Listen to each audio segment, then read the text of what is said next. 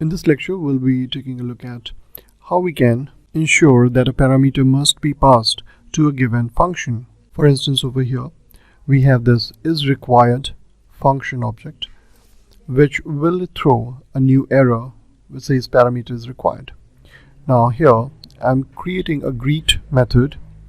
This greet method contains one parameter called name, and we are saying that this name is required. Now, once the name has been provided, we'll get this message like hello and then the name that we have entered. But if we are not going to provide anything at all, in that case, this new error will be thrown. So let's go ahead and take a look at it without passing any argument to this greet method. What happens? So here we have it. Save this now.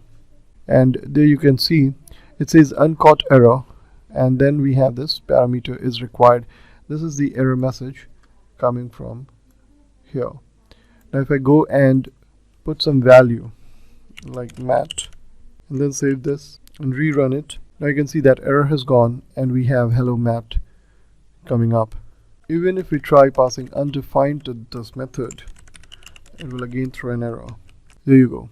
So this approach basically makes functions more robust, and in any case a parameter has not been provided to the function, then it will throw an error.